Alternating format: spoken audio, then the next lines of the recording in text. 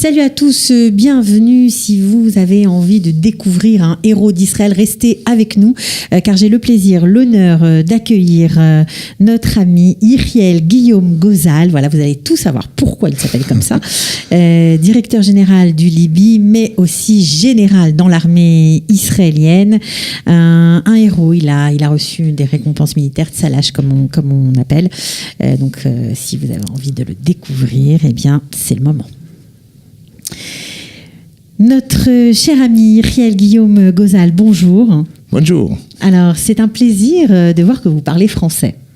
Un petit peu, voilà. Un petit peu, mais pourtant vous avez grandi de parents francophones puisqu'il venait du Maroc. Mon père, il est venu de Maroc espagnol. Oui. Et ma mère, elle est venue de l'Alexandria, de l'Égypte. Ils ont étudié avec français en Alliance. Ouais. Et puis, elle est venue en Israël, elle a fait la LIA par Marseille. Par Marseille.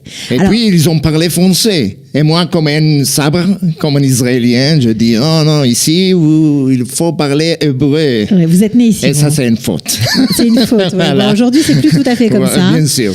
Et puis, plus tard, comme j'étais général à l'armée israélienne, j'étais l'attaché de défense d'Israël à Paris, en France. Je n'ai pas donné tous vos titres, vous avez fait beaucoup de choses. Vous étiez général de brigade chez les parachutistes, vous avez dirigé la région sud, la région de la Judée-Samarie, vous avez commandé des tanks pendant la guerre du Liban, vous avez été chef d'état-major de la région sud d'Israël de 98 à 2000, et vous avez été attaché de défense d'Israël à l'ambassade d'Israël à Paris en 2002. Ensuite, vous avez pris votre retraite après 30 ans de bons et loyaux services, mais vous continuez d'être actif puisque vous êtes aujourd'hui directeur général du Libi. Voilà, en gros, j'ai résumé la situation. Alors, pourquoi une carrière militaire ? Moi, j'ai grandi dans une famille très zioniste. Très sioniste. Très sioniste. Mon père, il est venu en Israël à 1947 pour faire la guerre comme mitnadev chutz laaretz, machal. Un volontaire. Un volontaire en Israël à 47 pour faire la guerre d'indépendance d'Israël. Ok, donc ça fait 71 ans aujourd'hui puisque on est dans la semaine de l'anniversaire de l'État d'Israël. Donc la pomme n'est pas tombée loin de l'arbre. Voilà. Et quand j'ai né en 47, non, 57, ça veut dire que je suis 61 années maintenant, aujourd'hui. J'ai grandi dans une famille israélienne qu'ils ont volontiers, ils ont fait tout pour Israël. Et c'était très clair pour moi quand j'étais 14 ans. 14 ans, ouais. J'ai parti au Pnimiyat Tzvaït, c'est une école militaire. Oui, à l'époque c'était comme ça, il y avait des internats militaires. Voilà. Ouais. Alors j'étais à l'école militaire, pas loin de Tel Aviv, à Gymnasie Herzliya, Pnimiyat Tzvaït Tel Aviv, ça s'appelle à Glilot. J'ai grandi comme un militaire depuis 14 ans. Donc pour vous, c'était évident que vous alliez avoir des responsabilités. Absolument. Alors, comment on grandit, comment vous avez gravi les échelons dans cette organisation, dans Tsahal, tout simplement? Voilà. Alors, c'était très clair pour moi quand je suis venu à l'armée israélienne. Je m'ai dit parachutiste, c'est tout. Vous vouliez être parachutiste, pourquoi? Exactement. Parce que parachutiste, c'est le meilleur. À l'époque, c'était ça. À l'époque, les parachutistes, à la front, et puis dans toute la guerre, toujours les premiers. Les premiers en première ligne. Voilà, en première ligne. Et c'était comme ça, comme j'étais en la guerre du Liban, les premières de guerre du Liban, Shlom HaGalil. J'étais les commandeurs de l'unité sabotage de la brigade parachutiste. Et j'étais le premier soldat que je suis venu par la mer au nord de Sidon. Au nord du Liban. Voilà. Et donc, unité sabotage, c'est-à-dire que vous étiez les premiers à rentrer en territoire ennemi? Exactement. Pour repérer, pour saboter, pour faire quoi? Pour faire la guerre contre le Palestinien, le PLO. L'OLP à l'époque, ouais. Voilà, à l'époque, ils ont tout le temps. Ça veut dire le terrorisme qu'ils ont venu de Liban en Israël, et ils devront arrêter tous les terrorismes qu'ils ont venus de Liban. Alors nous, comme parachutistes, on a rentré à 70 km de Rosh Hanikra. On a commencé la guerre de là-bas. Alors, une guerre qui s'appelait à l'époque Shlom HaGalil, parce que paix pour les Galil. Voilà, qui vivaient dans les Miklatim, et c'était très très difficile pour eux. Vous avez été blessé pendant cette guerre? J'étais blessé dans une combattant contre les commandos syriens, pas loin de Beyrouth. Puis ils ont pris avec un hélicoptère on vous a en Israël. On vous a sauvé. Et après quelque chose comme 5 jours, vous êtes retourné. J'ai quitté l'hôpital et je rentrais à Beyrouth. Vous êtes retourné à Beyrouth. Pour être avec tous les soldats, avec tous les chayalim, des parachutistes. Ouais. Alors, c'est ça, cet amour pour les soldats, pour le Tsevet, pour le groupe, les gens parfois comprennent mal. Les mamans, je pense aux mamans françaises et aux papas français, voilà, qui vont découvrir l'armée avec leurs enfants qui rentrent à l'armée, parce que eux, ils n'ont pas fait l'armée. C'est toute une mentalité, toute une façon de faire les choses, de voir l'armée d'Israël qu'ils vont devoir apprendre. Ce lien entre les soldats et le commandant, il est plus fort que tout. Quand tu rentres à l'armée israélienne, tu rentres dans une grande famille.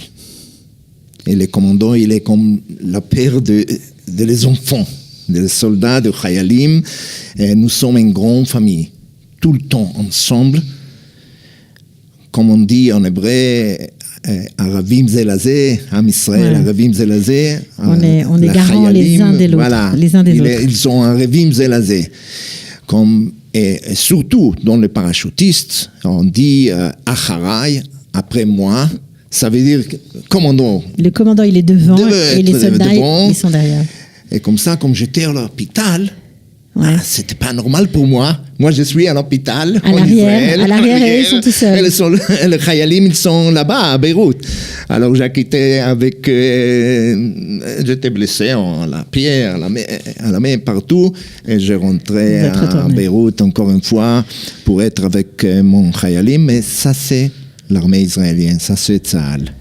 Alors, vous qui avez un papa qui a combattu en 1947, presque 72 ans, ou 71, parce qu'on va dire que c'est la guerre d'indépendance, qu'est-ce que ça vous fait d'avoir, vous aussi, participé, apporté votre pierre à l'édifice? Est-ce que vous êtes fier de votre parcours? Est-ce qu'il y a des choses que vous auriez voulu changer? Non. Non? Non, parce que ça, c'est Israël, avec beaucoup de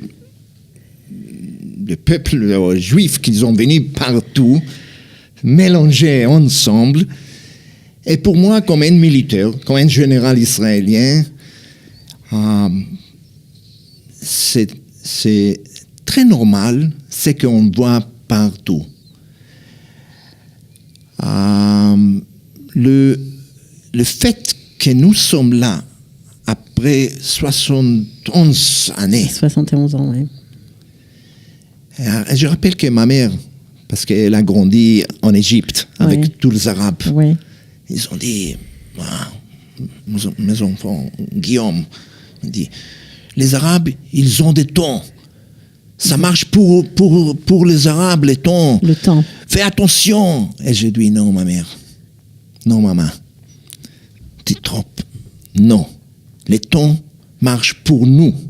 Et le fait qu'après 71 années, 71 ans, nous sommes là, très forts. Et regarde ce qu'il se passe autour. Sous les Palestiniens, les Arabes, qu'il fait la guerre, il fait le terrorisme. Qui gagne de ça? Qu'est-ce qu'il gagne de ça? De faire la terreur, des actes de terrorisme? Rien du tout. Alors, justement, on est obligé... Et nous sommes forts, et nous sommes déterminés d'être un État juif, un État très, comment on dit, chazakim, fort. Et regarde, même aujourd'hui, alors justement, ce qu'il se passe au Gaza. Ce qui se passe à Gaza et surtout dans le sud d'Israël, qui a coûté la vie à un habitant voilà, à Ashkelon. Oui. C'est très dur pour les gens qui arrivent de comprendre cette situation. Il y a des gens qui ne comprennent pas pourquoi l'État d'Israël ne réagit pas. Il y a beaucoup de questions, beaucoup d'interrogations. À mon avis, de temps en temps, moi je suis un petit peu fâché avec les décisions de notre leader qu'il ne fait pas ce qu'il nous veut qu'ils vont faire avec l'armée, avec rentrer. C'est-à-dire que la politique et les généraux, je pense crois que le fait que nous sommes très forts et on peut être avec les passions, le savlanout un petit peu. La patience. Parce que c'est pas que... oui, on peut casser tout. Raser Gaza. Oui. On peut, c'est facile. On peut, c'est très facile. Non, mais c'est important de le dire parce que parfois on a l'impression que c'est très compliqué, parce qu'on ne le fait pas parce que c'est compliqué, on ne le fait pas pour d'autres raisons. Oui. À mon avis, si on fait la guerre, il faut faire la guerre 100%. Et moi, un petit peu fâché de la fait que la dernière guerre à Gaza, qu'on a rentré, mais on a rentré seulement 2 kilomètres, 3 kilomètres, c'est tout.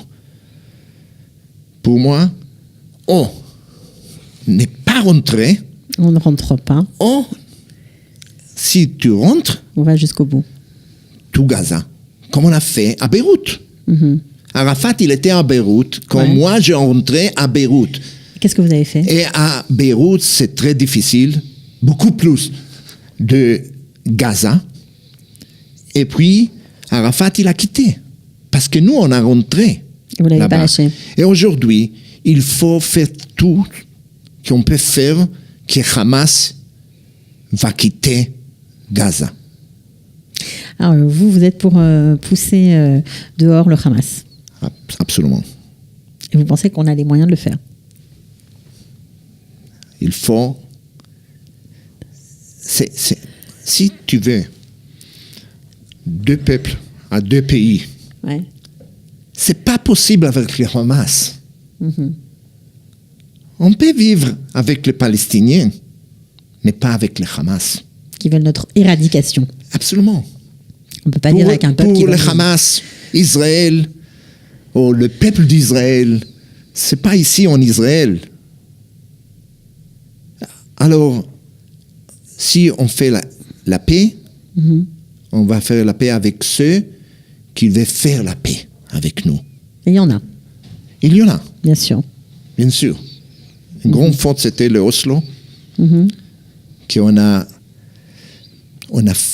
essayé de faire la paix avec Arafat, qu'il était terroriste, et il a resté terroriste. Donc ça, mais depuis 1967, le Shechet Hayamim, les 6 jours, la guerre de 6 jours, les Palestiniens au Yehuda Shomron ou à Gaza, ils avaient l'habitude de vivre avec nous, les Israéliens. Pourquoi pas chercher quelques leadership? Il y en avait pas. Là-bas. En tout cas, il y avait. Mais on a fait le plus facile, aller à Tunis, et bon, Arafat, il était terroriste, il a resté terroriste. Il est resté terroriste, et pour vous, c'est pour ça que ça n'a pas marché. Aujourd'hui, on ne peut pas faire la paix avec le Hamas. Même pas avec Abu Abbas, Abu Mazen. Il faut attendre un autre leadership. D'autres leaderships. Une autre génération. Alors qu'on en a encore pour 20 ans? Oui, on a du temps. On a du temps. On a du temps. On a du temps. On avait 71 ans. Avec 5-6 guerres. On a tout. Regarde, nous sommes un des plus forts États du monde. Du monde et de la région, et clairement. Alors on peut attendre. On peut attendre un autre. Bon. 50 ans. Encore 50 ans, mais j'espère qu'il n'y aura la paix avant. Oui. Ok, alors, c'est très dur, c'est que je dis maintenant, mais c'est très dur, mais bon, en même temps, il faut être déterminé, il faut être fort. Ici, il veut la guerre, on va faire la guerre. On sait comme faire la guerre. Et s'il veut faire la paix, c'est quelque chose qui doit venir des côtés. Qui doit venir des deux côtés. Et pour l'instant, c'est pas le cas. Alors, justement, vous avez eu beaucoup de missions à responsabilité. Quelle a été la tâche la plus gratifiante pour vous, la plus belle, les moments où vous avez vraiment été fier d'être israélien, de vivre ici, sur cette terre? Je peux donner un exemple de la guerre au Liban. Comme Bien déjà, sûr. je dis que dans les parachutistes, c'est après moi, ça veut dire que les commandos à Harai, et toute la guerre, j'étais le premier aux premières lignes. Et une fois que j'étais blessé, Ouais. je ne peux pas aller. Ouais. J'ai resté À l'arrière. Et je vis tout mon khayalim, mon soldat. Tous vos soldats dont vous aviez la responsabilité. Combien vous avez de soldats sous vos ordres? 160. 160 soldats. 200, okay. Quelque chose comme ça. Ok. Donc vous avez normalement, j'avais 160, mais encore 60, ils sont venus. Ils sont venus vous soutenir. Pas avec quelques ordres, ils sont venus. Ils sont venus quand même. Donc vous êtes retrouvés avec plus de 200 soldats. Alors, une fois que j'étais blessé à l'arrière, ouais. Et je vis que mon soldat, ils ont, comment on dit, les Istaër. Ils ont avancé. Contre les Syriens. Et pour moi, c'était quelque chose de très grand. Parce que jusqu'à ce moment, ils ont fait rien avec moi, sans moi. C'était vous le chef. Et là, voilà. Vous étiez blessé. Et maintenant qu'ils ont vu que moi, j'étais blessé. Ils vous ont pris la relève. Voilà. Ouais, ça, c'était beau. C'était beau. C'était magnifique. Absolument. Ouais. C'était dur, le plus dur, mais le plus beau. Le plus bon moment. Ouais, les plus durs et le plus beau. Voilà. Alors, justement, on dit souvent aux jeunes, et c'est pas toujours facile aujourd'hui dans la société très moderne, ça a tellement changé par rapport à votre époque que sortir du cocon, de la famille, toutes les choses sont bien établies, on est choyé, on a l'impression que la sécurité d'Israël est déjà maîtrisée. C'est dur parfois de s'engager à l'armée, d'essayer de comprendre, pas pour tout le monde, mais pour certains. Et on dit souvent que quand ces jeunes ont la possibilité de devenir officiers, ils savent pas trop quoi décider, etc. Et on sait très bien que les écoles d'officiers dans l'armée israélienne, c'est une école de la vie exceptionnelle. Regarde, je crois que notre secret, c'est pas le meilleur avion, le meilleur tank, le meilleur ammunition. Notre secret, c'est le personne. Les gens. Ils sont formidables. Ils sont les meilleurs. Si c'est les Israéliens, qui quand ils sont 17 ans, ils préparent, ils ont tous les examinations de l'école, et en même temps, ils se préparent pour l'armée, pour être les meilleurs. Donc ils sont en train de passer le bac, en gros, et en même temps, ils se préparent pour passer toutes ces étapes. On a le peuple juif avec beaucoup de chayalim bodedim. Ouais, beaucoup de soldats seuls. Soldats qui sont seuls en Israël, qu'ils viennent après toutes les menaces qu'ils ont partout. Si c'est en France, aux États-Unis, à l'Argentine, en Ukraine, en Russie, partout. Ils viennent en Israël. Comment est-ce qu'on peut expliquer ça? À mon temps, il n'y avait pas. Il n'y avait pas tout ça. Ce numéro de soldats seuls. Ce nombre très important de soldats seuls. Aujourd'hui, ça augmente chaque année. Quelque chose comme 7000. Ouais, c'est énorme. C'est énorme. Alors, comment est-ce qu'on explique ça? Le peuple, les soldats de le peuple qu'il faut donner pour l'armée israélienne. Pour l'armée israélienne. Pour Israël. Alors, On est bien sûr entre deux, Yom HaZikaron, Yom Ha'atzmaut, toujours très difficile. J'imagine que vous avez dû en passer plus de 30, forcément, puisque vous étiez pendant 30 ans à l'armée. Comment vous avez vécu ces périodes de commémoration du Yom HaZikaron et après Yom Ha'atzmaut? Alors j'ai beaucoup des amis que j'ai perdus dans l'armée, dans les guerres. Et surtout, je crois que c'est le seul pays du monde qui ont fait le Yom HaZikaron. Et même jour, au soir, l'anniversaire de l'État d'Israël. On a l'anniversaire, la fête de Yom Ha'atzmaut, de l'anniversaire. C'est très important pour réfléchir, pour savoir qu'on a l'indépendance. Grâce à eux, grâce à ceux qui sont tombés. Ceux qui sont tombés. On ne les oublie pas. On n'oublie pas. Il faut faire ça ensemble. Mm-hmm. Il faut tout le temps réfléchir. Et chaque jour qu'on perd un soldat, un chayal, il faut savoir. Grâce à lui, on est ici. Grâce à lui, il y a l'armée israélienne. Grâce à lui, il y a l'État d'Israël. Grâce à l'État d'Israël, on a les Juifs partout le monde. Vivent, libres. La tête haute. Comme ça. Et ça, c'est très exceptionnel au monde. Où vous allez être cette année pour Yom HaZikaron? Chaque année, je pars au cimetière militaire à Netanya avec mes amis qu'ils ont été en même classe avec moi. À l'armée? À l'armée et à l'école? Et à l'école aussi. Depuis l'école, extraordinaire. Depuis l'école. Donc les copains de lycée et les copains de l'armée, vous allez ensemble à Netanya? J'ai quelques... Vous avez deux rendez-vous? Oui. Et vous? En même place, j'ai la famille de mes amis de l'école et les familles de mes amis de l'armée, pas loin. On a perdu les deux.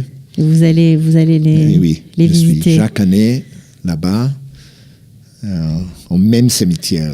Au même cimetière à Netanya? Oui. Ok. Et Yom Ha'atzmaut, vous allez faire quoi? Yom Ha'atzmaut, ça dépend, parce que je suis en position de directeur général de Libye à Gouda, et une fois, il faut que je vais être à Herzl, une fois à Netanya, une fois à Tel Aviv, ça dépend. Vous n'êtes pas encore avec votre famille pendant ces festivités? De temps en temps, oui, mais ils savent que Yom Ha'atzmaut et Yom HaZikaron, pour moi, c'est quelque chose d'autre. Quelque chose de spécial, d'à part. Voilà. Il faut une famille forte pour pouvoir faire une carrière militaire. Il faut une femme exceptionnelle, j'imagine, pour supporter l'absence de son mari. Absolument. Toutes les femmes et les maris, les familles de soldats, d'officiers, de commandants, de général. Oui, des commandants en général qui partent quelque chose comme 20 ans, 30 ans à l'armée. Ils savent que le prix, c'est très haut. Le prix à payer cher. Même le dernier Pessah, on a fait le Seder Pessah, pas avec ma mère, et avec ma sœur. On a fait ça avec les Chayalim Bodedim à Olga, tout ensemble, 400 Chayalim Bodedim, avec le président Rivlin et avec le chef d'état-major. Nous, on a préféré d'être avec la famille, avec ma mère. Mais il y a des impératifs. Voilà. On peut pas, vous qui avez... Alors, on a fait ça avec les Chayalim, avec... Ça, c'est quelque chose, une partie de ma vie. C'est sûr. Alors, qu'est-ce que vous pourriez émettre comme souhait pour l'anniversaire, justement, de l'État d'Israël, 71 ans? Qu'est-ce qu'on peut souhaiter à ce beau pays qui commence à vieillir un peu?